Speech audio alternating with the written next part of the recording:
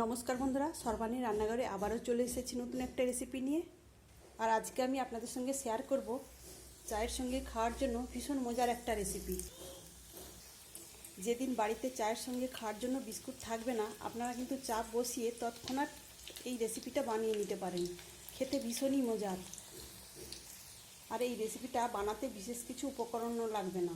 বাড়িতে একটা ডিম আর আটা থাকলেই আপনারা কিন্তু তৎক্ষণাৎ বানিয়ে নিতে পারেন। আর এগুলো যে একবার খেতে থাকবে তো বারবার খেতেই থাকবে, এতটাই টেস্টি হয়েছে। আজকে আমি কিভাবে এই মজাদার রেসিপিটা বানিয়ে নিলাম, আপনারা ভিডিওটা প্রথম থেকে শেষ পর্যন্ত দেখতে থাকুন। ভালো লাগলে একটা লাইক দেবেন, সেই সঙ্গে যদি নতুন বন্ধুরা এসে থাকেন অবশ্যই আমার চ্যানেলটিকে সাবস্ক্রাইব করে আমার পাশে থাকার অনুরোধ রইল। আজকে রেসিপির জন্য প্রথমেই মিক্সিং বলে একটা ডিম ভেঙে নেব।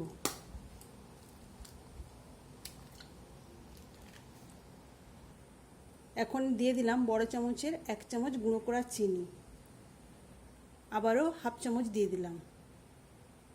এখন দিয়ে দিলাম স্বাদ অনুযায়ী লবণ। এখন একটা কাঁটা চামচের সাহায্যে ডিম, চিনি আর লবণটাকে খুব ভালো করে মিশিয়ে নিতে হবে। যতক্ষণ না পর্যন্ত চিনিটা গলে ডিমের সঙ্গে মিশে যাচ্ছে ততক্ষণ এইভাবে ফেটিয়ে নিতে হবে। বন্ধুরা, আজকে আমি একটা ডিম দিয়ে রেসিপিটা বানিয়ে নিচ্ছি। আপনারা চাইলে কিন্তু বেশি পরিমাণে বানাতে চাইলে ডিমের পরিমাণটা বাড়িয়ে দেবেন। তবে আজকের এই যে রেসিপিটা আমি বানাতে চলেছি সেটা কিন্তু সংরক্ষণ করব না, সেই জন্যই আমি একটা ডিম দিয়েই রেসিপিটা বানিয়ে নিচ্ছি। তবে যে রেসিপিটা বানাতে চলেছি খেতে এতটাই টেস্টি হবে, সেটা বানাবার সঙ্গে সঙ্গে কিন্তু নিমেষেই শেষ হয়ে যাবে। তো একটু সময় নিয়ে এই ডিমটাকে এই চিনির সঙ্গে ভালো করে মিশিয়ে নিতে হবে। এখানে আমি খুব সুন্দর করে মিশিয়ে নিয়েছি। এখন এই ডিমের মিশ্রণে দিয়ে দিলাম 1 চামচ রিফাইন্ড তেল। ডিমের একটা আঁশটে গন্ধ থাকবে, সেই জন্য অল্প একটু দিলাম ভ্যানিলা এসেন্স। এখন আবারও একটু মিশিয়ে নেব। তবে বন্ধুরা, আপনাদের হাতের কাছে এরকম ভ্যানিলা এসেন্স না থাকলে আপনারা কিন্তু এলাচের দানাকেও গুঁড়ো করে দিতে পারেন।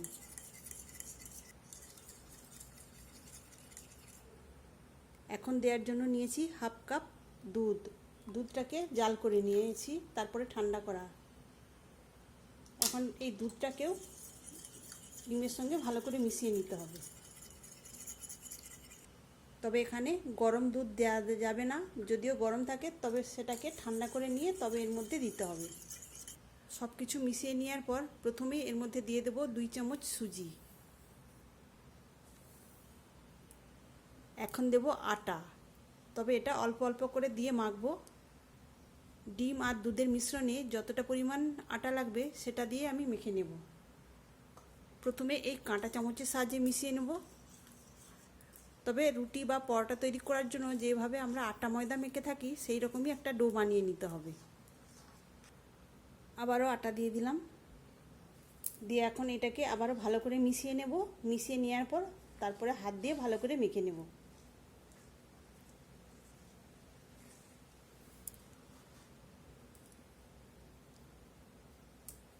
এখন এটাকে হাত দিয়ে মেখে নেব। তবে আপনারা চাইলে আটার পরিবর্তে ময়দা দিয়েও এই রেসিপিটা বানিয়ে নিতে পারেন। তো দেখুন বন্ধুরা, এইভাবে আমি এই ডোটা বানিয়ে নিয়েছি।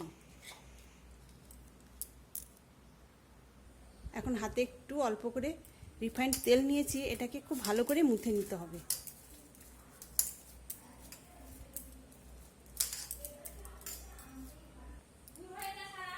ডোটা খুব সুন্দর করে আমি মুথে নিয়েছি।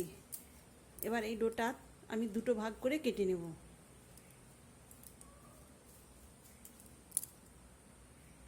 একটা লিচি গোল করে নিয়েছি। এবার এটাকে মোটা করে একটা রুটির মতো করে বেলে নেব।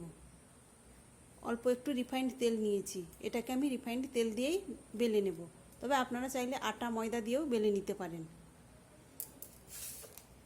তবে এই রুটিটা খুব বেশি পাতলা হবে না, একটু মোটা করেই বেলতে হবে।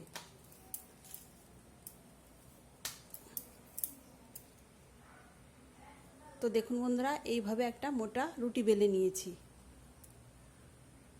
এখন আমি একটা ছিপি নিয়েছি, এই ছিপির মাপ করে আমি এগুলোকে ছোট ছোট করে কেটে নেব।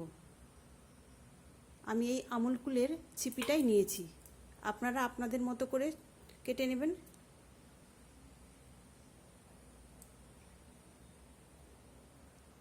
এইভাবে কেটে নেওয়ার পর বাড়তি অংশটা তুলে নেব। তবে এইগুলো দিয়েও আমি বানিয়ে নেব, বাড়তি এই অংশটা দিয়ে আবারও বানিয়ে নেব। এখানে আমি সবকটাই বানিয়ে নিয়েছি। এখন এগুলোকে তেলে ভেজে নেব। তেলে ভেজে নেওয়ার জন্য গ্যাস অন করে একটা কড়াই বসিয়ে তার মধ্যে দিয়ে দিয়েছি পরিমাণ মতো রিফাইন্ড তেল। তেলটা হালকা গরম হয়ে গিয়েছে। এখন এগুলোকে এক এক করে ছেড়ে দেবো ভাজার জন্য।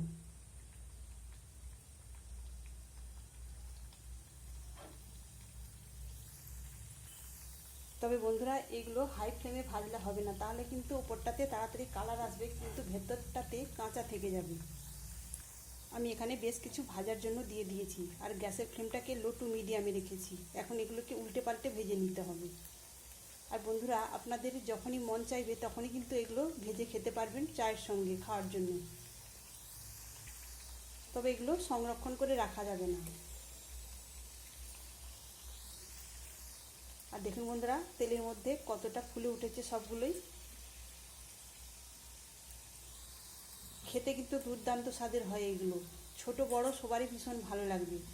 আর বাচ্চারা যদি একবার খেতে আরম্ভ করে তো আর থামতেই চাইবে না, একটার পর একটা খেতেই থাকবে। বাড়িতে চায়ের সঙ্গে খাওয়ার জন্য যদি বিস্কুট না থাকে, আপনারা কিন্তু তৎক্ষণাৎ এটা বানিয়ে নিতে পারেন। তো বন্ধুরা, এগুলো একটু সময় নিয়ে ভাজতে হবে। বন্ধুরা, আপনারা তো দেখতেই পেলেন এগুলো ভাজতে বেকিং সোডা বা বেকিং পাউডার কিছুই লাগলো না। শুধুমাত্র একটা ডিম, আটা আর 2 চামচ সুজি দিয়ে এই রেসিপিটা বানিয়ে নিলাম। এগুলো দেখুন বন্ধুরা, কিছুক্ষণ ভাজার ফলে কত সুন্দর একটা কালারও চলে এসেছে। তবে আর বেশি লালচে করব না, কেননা এগুলো নামিয়ে নেওয়ার পর আরও একটু কালার হয়ে যাবে। এখন এগুলো তেল থেকে ছেঁকে উঠিয়ে নেব।